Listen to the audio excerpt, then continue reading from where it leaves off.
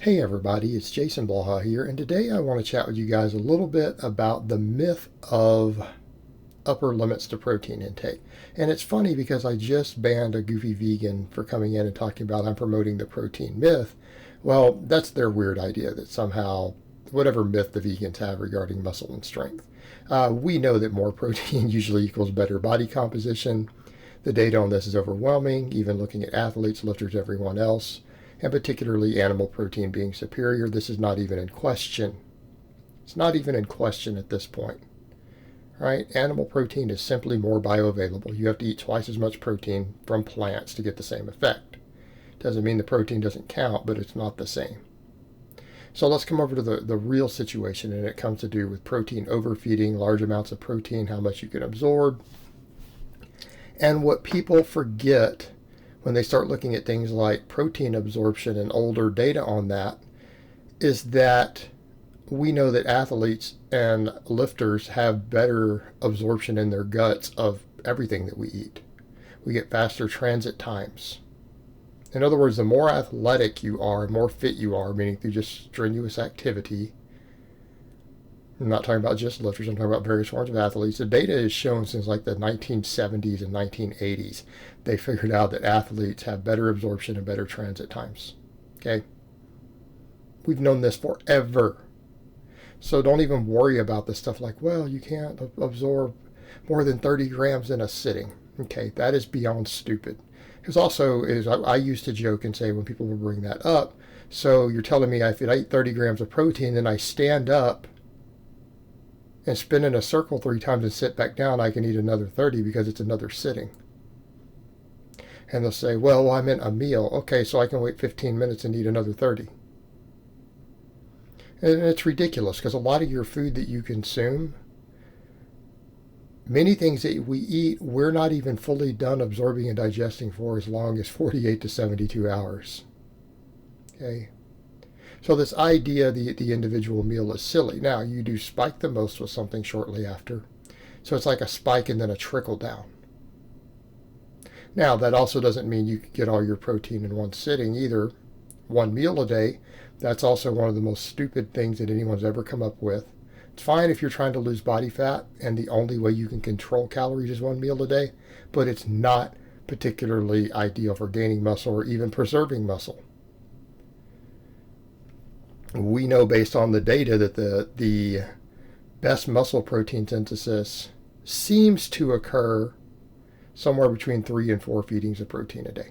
Somewhere in that range tends to maximize it, and there's no downside to more. It's just that you don't seem to get any benefit. But there is definitely a benefit when total muscle protein synthesis is measured through the day of consuming at least 3 or up to 4 separate feedings of your protein in fairly large feedings.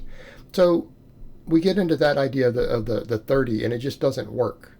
And the reason it doesn't work is because when we exceed that, people still get benefits.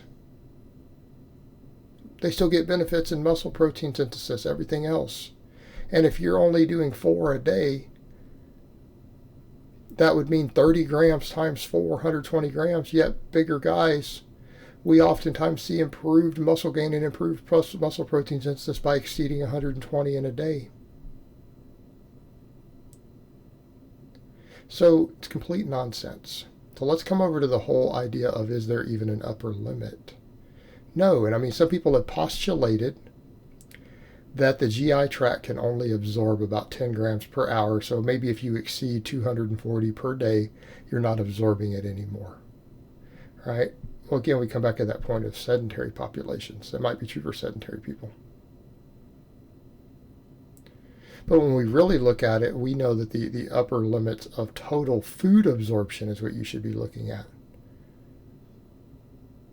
In other words, you're not pooping out undigested protein or unabsorbed protein just because you exceed that number. If I recall, I believe the upper threshold for the GI tract to absorb is 14,000 calories in a day for an average adult male.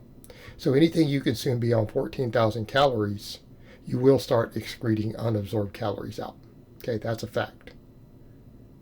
So you can't actually absorb 20,000 calories in a day.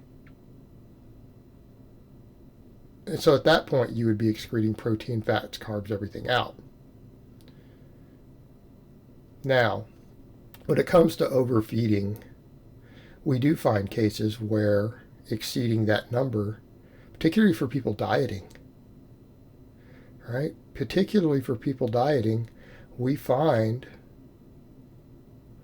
that some people get better retention of their muscle when in a deep caloric deficit when they go as high as 3 grams per kilogram of body weight. Well, that means if you're 220, like me, 100 kilos, it's 300 grams of protein. Right? That's when people are in a calorie deficit. When it comes to overfeeding, what we find is that sometimes exceeding, for some people, they get a tiny amount more muscle growth if they exceed the 1 gram per pound of body weight rule. Okay? And I used to beat on that rule. I used to make fun of it because I was against the supplement industry for years and years and years. And I don't ever want the idea of protein overfeeding to be used to make people think that they're going to benefit from a bunch of supplements. I generally support the idea of protein overfeeding, meaning, look, if you end up getting 250 grams of protein a day from your food, there are no negatives to that. There might be small benefits to protein overfeeding, but we're talking small benefits, but it's not worth buying a supplement over. It's not worth going and spending an extra $100 on protein powder every month trying to chase a small benefit from getting an extra 50 grams, like if you've been eating 200, right? But there do seem to be minor benefits in body composition, energy turnover, recovery, sometimes for some people, especially people who train really, really hard, from the protein overfeeding. You don't gain body fat from protein overfeeding. Okay, again, studies have looked at this. Studies have looked at all this. And guys, people always say, why don't you link studies below? Because I've got strikes on my account for doing it before that I had to contest. I will never link another study under my videos again. You can use Google and find every one of these things I just mentioned. It's not a research paper where I have to cite my sources. I'm not in school anymore. I don't plan on going back to college. So I really don't care. I don't care. In fact, I would tell people if they're too lazy to go look it up, they're probably too lazy to train anyway, so I'm not worried about you. Before people say that about me, I vlog my training. I lift 7 days a week. I max out 7 days a week and do high volume training. Let's come over to the point. People like me might benefit from a protein overfeeding. They do. I probably eat an average of 250 to 300 grams a day.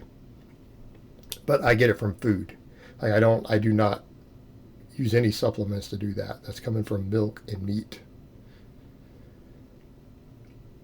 So, protein overfeeding, though, doesn't make you fat. It's been studied. They have taken people who are at calorie maintenance, right? They've calculated this. Registered dietitians have taken people who lift, looked at their calorie maintenance, found their maintenance, and then put them in control groups and then compared them with other groups where they protein overfed. What do we mean protein overfeeding? Adding like 500 calories of extra protein a day while keeping the other carbs, fat, and protein constant. Now, in theory, people at a calorie surplus should have gained weight and body fat. They don't. When you add large amounts of protein to a pre-existing caloric intake, particularly for trained people, they don't actually create a real calorie surplus from it. Now, why? Because it has a high thermic effect. There's a larger thermic effect and larger change in energy turnover. We tend to burn through more calories. Our metabolic rate, not our resting metabolic rate, but more of our TDEE goes up to compensate for the extra protein. Now, does this mean that we should be reducing protein when we want to gain muscle? No, because there seems to be some benefits. It's actually better for you to have a higher energy turnover when you're trying to gain muscle and to just eat more. It's actually better. Now people say, well, what about the hard gainer who struggles to eat enough? So we have things like milk. That's why we have these calorically dense, amazing foods.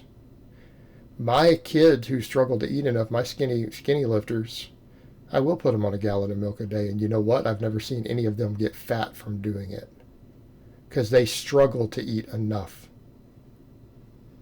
They make phenomenal gains when I have them do it. we come over to the point. There's no downside to protein overfeeding. There is no downside. It doesn't seem to be harmful to your kidneys based upon any of the data for people who are healthy. You don't get fatter from it. It might cost you a little more for food, but it's not really a negative thing. In other words, if a person is chasing optimal body composition, recovery, everything else, the actual practical information is to say, eat as much protein as you can palate or as much as you can afford in terms of your grocery budget without negatively impacting your quality of life. In other words, everyone has a different grocery budget. But if spending an extra $100 or $150 a month on higher protein foods and you end up protein overfeeding, but it doesn't hurt you, meaning that you don't really miss that money, it's not a big deal. It's purely a matter of your budget and your palatability on the upper thresholds. You should probably consume about as much protein as you can afford without impacting other parts of your quality of life. Okay, that's usually the amount you should be consuming at the upper limit. And I would say your minimum is about 1 gram per pound of body weight. All right, guys, but that's really all I have to say on that today. I hope it's been informative, and I will talk to you guys next time.